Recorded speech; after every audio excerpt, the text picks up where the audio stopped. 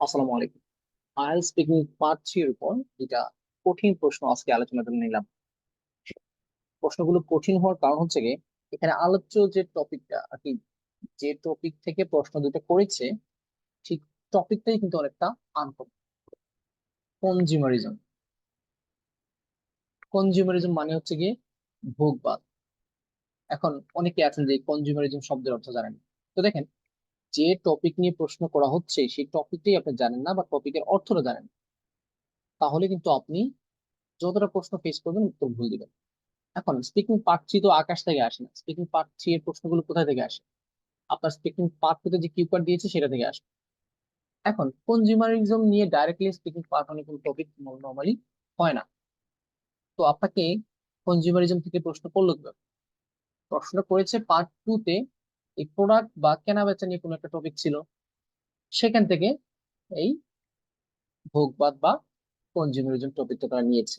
আমি প্রায় সময় একটা কথা বলি, প্রায় সময় কিন্তু আমি একটা কথা আপনাদেরকে বলি। আমার স্পিকিং এর ক্লাসের 126টা ক্লাস দিয়েছি স্পিকিং এর উপর ইউটিউবে। তো এখানে প্রায় সময় বলেছি যে স্পিকিং পার্ট 3 আর রাইটিং টাস্ক দুটো কিন্তু সেম। স্পিকিং পার্ট 3 আর রাইটিং টাস্ক দুটো কিন্তু সেম, লিখে রাখেন। এখানে দেখেন একটা প্রশ্ন দেওয়া আছে, do you believe the benefits of a consumer society outweigh its disadvantage?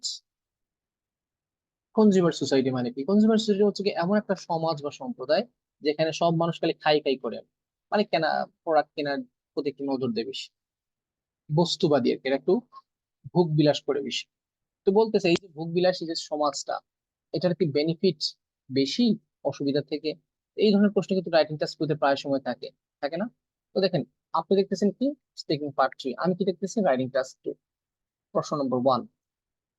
এখন এই যে প্রশ্নের উত্তর দিবেন আপনি, আপনি যে প্রশ্নের উত্তর দিবেন আপনার দরকার ইংরেজি। ইংরেজি বলতে কি, গ্রামার, ভোকাবুলারি। তো ইংরেজি তো লাগবে, লাগবে সাথে লাগবে আপনার তথ্য। সো আপনি তো প্রশ্নই প্রথমে বুঝেন নাই, এক। দ্বিতীয় কথা হচ্ছে যে প্রশ্ন বুঝেছেন আপনি, ধরেন প্রশ্ন বুঝেছেন, উত্তর দিতে হলে তথ্য লাগবে। বারবার চিল্লিয়ে চিল্লিয়ে, মানে চিল্লাই চিল্লাই স্টুডেন্টকে বলি যে তথ্য উন্নতি করেন। আমি নিজেই কিন্তু এই বেশি বেশি স্যাম্পল আনসার পড়ি, যেখানে পাই সেখান থেকে পড়ি। তো স্টুডেন্টরা পড়ে না। এখন আপনাদের ইচ্ছা, আপনারা না পড়লে আমার দায়িত্ব হচ্ছে কি, আমি একটা ভিডিও বানাবো, ভিউ হবে, রিচ হবে, পেজের ফলোয়ার বাড়বে, ইউটিউবে সাবস্ক্রাইবার বাড়বে। আমার কাজ আমি করে দিয়েছি। আর ভিউ না হইলেও আমি এটা নিয়ে আফসোস করি না। আমার অনেক ভিডিও আছে 100 ভিউ হয় নাই। তো আমি আমার নেক্সট জেনারেশনের জন্য রেখে গেলাম, মরে গেলে তারা দেখতে পাবে। এটাই হচ্ছে আমার সফলতা। যাই হোক, এই কোথায় যাই না, আপনাদেরকে একটাই রিকোয়েস্ট করি, বেশি বেশি রিডিং পড়েন। প্রশ্নের উত্তর ইন্টারনেট থেকে যেখানে পান, বই থাকলে বই থেকে পড়েন। আচ্ছা, দ্বিতীয় প্রশ্ন দেখেন, how possible is it to avoid the culture of consumerism? এই যে ভোগবাদের যে একটা সংস্কৃতি, এটাকে কিভাবে পরিহার করা যেতে পারে? তাহলে দেখেন, প্রশ্ন দুইটাই কিন্তু ডিফিকাল্ট। আপনার যে প্রশ্ন দুইটা এখানে দেওয়া আছে, তো এখানে কিন্তু ক্যামব্রিজ 15 এর 2 নম্বর টেস্টের যে প্রশ্নগুলো নিয়েছে, এখানে 6টা প্রশ্ন থেকে আমি দুইটা নিয়েছি, বাকি প্রশ্নগুলো সহজ। এই দুইটা প্রশ্ন ডিফিকাল্ট। টপিকটা ছিল, কিউপারের টপিকটা ছিল অনলাইন শপিং। আমি উত্তর রেডিমেড, আমার উত্তর রেডি করা আছে, আমি জাস্ট কপি পেস্ট করে বসিয়ে দিব, জাস্ট আপনাদের সাথে একটু ডিসকাশন করতেছি। সো আমি যখন আনসার দিব, আমাকে মাথায় রাখতে হবে যে আমার স্পিকিংটা, স্পিকিং এর ক্ষেত্রে বা রাইটিং এর ক্ষেত্রে মার্কস পেতে হলে অ্যাডভান্স গ্রামার, অ্যাডভান্স ভোকাবুলারি, এগুলো যাতে আমি একটু ভালো করে ইউজ করি সেটা নজর রাখতে হয়। আচ্ছা, আমি আনসার যেহেতু লিখে রাখছি, আমি আনসার আপনাকে কপি পেস্ট করি। এটা অবশ্য আমার বইয়ের কাজ চলতেছে, এই বইয়ের কাজ থেকে এটা আমি, তো বইয়ে যখন টাইপিং করতেছিলাম, স্পিকিং এর আনসার রেডি করতেছিলাম, তখন চোখের সামনে পড়লো, ভাবলাম আপনাদের সাথে একটু শেয়ার করি। ও সরি সরি সরি।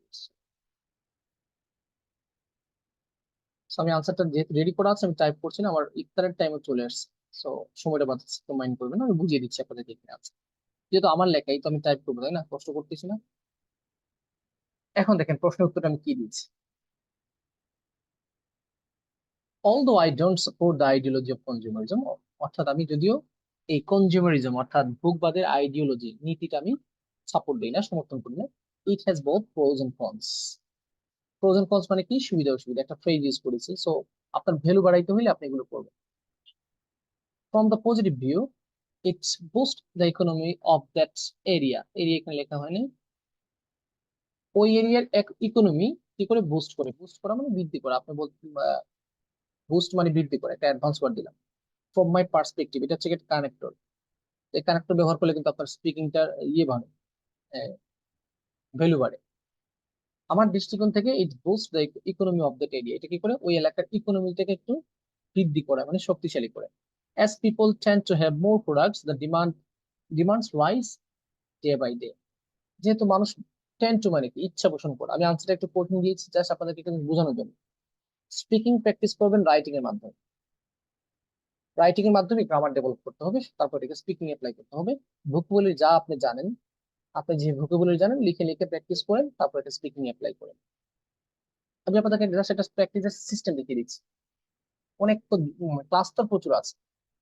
যারা স্পিকিং এ দুর্বল তারা 85টার মতো পার্ট ওয়ানের ভিডিও পাবেন। পার্ট টু এর উপর দেওয়া আছে 30টা 31টা। তারপরে আপনার ফ্রেজ দেওয়া আছে, গুরুত্বপূর্ণ সব ফ্রেজ দিয়ে দিচ্ছে। এজ এ রেজাল্ট, ফলাফল স্বরূপ local businesses survive there in the long run. এখানে যে লোকাল যে বিজনেস গুলো আছে, স্থানীয় যে ব্যবসা, এগুলো বেশি দিন টিকতে পারে। লং রান মানে পরিণাম, পরিণামে। আচ্ছা, এটা বলেছি পজিটিভ দিক দিয়ে, পজিটিভ আনসার দিয়েছি।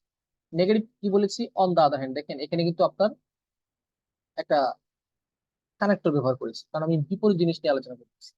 সো আপনি দেখতেছেন কি স্পিকিং, স্যার স্পিকিং প্র্যাকটিস করাচ্ছেন। No, this is writing as well. আমি রাইটিং এর মাধ্যমে স্পিকিংটা প্র্যাকটিস করাচ্ছি।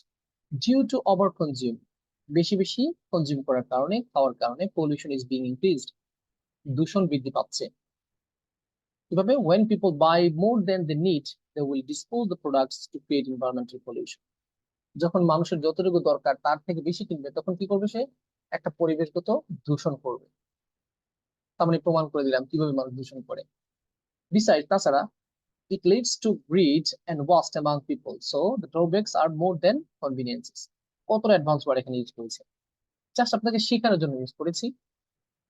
আপনারা বলতে পারেন স্যার আপনি তো সবসময় সহজ ভাবে আনসার দেন, আজকে কেন এত কঠিন ভাবে আনসার দিলেন? আমার উদ্দেশ্য আপনাদেরকে সিস্টেম শেখা। কি বলেছে? বিসাইডস, তাছাড়া it leads to greed, leads to মানে ঘটানো।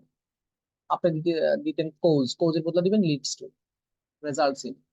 এন্ড ওয়াস্ট অ্যামাং পিপল, মানুষের মধ্যে কি করতে পারে? লুপ ভাড়ায় দিতে পারে, লুপ, এবং অপচয় বাড়ায় দিতে পারে। সো সুতরাং the drawbacks are more than conveniences. Drawbacks মানে কি? অসুবিধা। কনভিনিয়েন্স মানে কি? সুবিধা। তার মানে এটার সুবিধা থেকে অসুবিধাটা বেশি। অ্যাডভান্স ওয়ার্ডের আমি 66 না 7 ওয়ার্ড শেয়ার করেছি, বুলেট ওয়ার্ড, দুইটা ভিডিওর মাধ্যমে।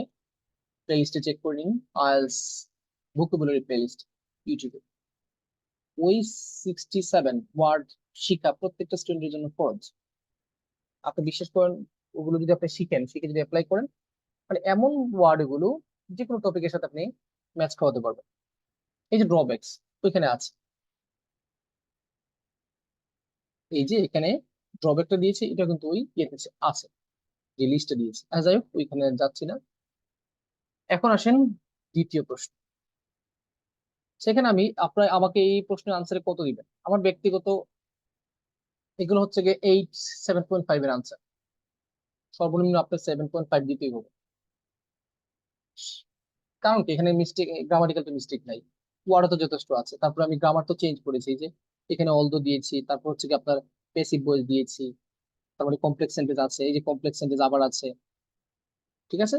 আবার আনসারের ধারাবাহিকতা আছে। সো রাইটিং ও আপনাকে এটা এখানে মার্কস দিতে হবে বেশি। ধরেন রাইটিং আমি বেশি দিলেন না, রাইটিং এ আমাকে 7 দিয়ে দেবে, কিন্তু স্পিকিং এ তো আমাকে 8 দিতে হবে। আচ্ছা, এখন আসেন দ্বিতীয় প্রশ্ন। How possible is it to avoid the culture of consumerism? এই যে মানুষ খাই খাই করে, এটাকে কিভাবে পরিহার করা যায়? এটা কিন্তু একটু ডিফিকাল্ট, এই আনসারটা কিন্তু একটু ডিফিকাল্ট। আপনি নিজে চিন্তা করে দেখেন যেটা কিভাবে করবেন। সো আমি আনসার অলরেডি লিখেছি, একটু আগে লিখেছি, আসরের নামাজের আগে লিখেছিলাম, নামাজ পড়ে এসে এখন ইফতারের প্রায় কাছাকাছি সময় চলে আসছে।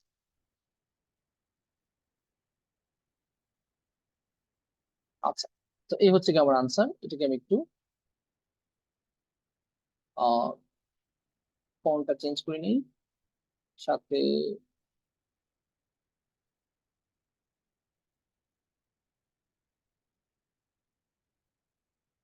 আমি বলেছি it is difficult to change a common habit that a full society or community follows. একটা হ্যাবিট, একটা অভ্যাস যেটা একটা পুরো সমাজ বা সম্প্রদায় ফলো করে, এটাকে চেঞ্জ করা ডিফিকাল্ট। আসলে তো difficult. Consumerism is a result of long term practice. দীর্ঘমেয়াদী প্র্যাকটিসের একটা ফল হচ্ছে কি কনজিউমারিজম। এই যে কনজিউমারিজম মানে ভোগবাদ কখন থেকে হয়, যখন মানুষ লং টাইম এটাকে প্র্যাকটিস করে। হুট করে সমাজের মানুষ খাই খাই করে না, লং টাইম থেকে চলে আসে। So I think this should be controlled only by teaching the children to be frugal or forehand.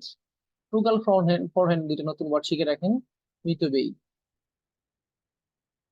So, একটা উপায় কি বলেছি, this should be controlled only by teaching the children to be frugal অথবা forehand since their early age। তাহলে একটা উপায় পেয়েছি যে বাচ্চাদেরকে শিখাইতে হবে, বাচ্চাদেরকে শিখাইতে হবে ছোটবেলা থেকে যে কিভাবে ফ্রুগাল বা ফরহ্যান্ড মিতব্যয়ী হইতে হয় তাদের ছোট বয়স থেকে, আর্লি এজ। এটা কিভাবে করবে এটা আমি এইখানে ব্যাখ্যা দিচ্ছি। In their schools teachers can teach them about this. শিক্ষকরা ক্লাসে এদেরকে শিখাইতে পারে।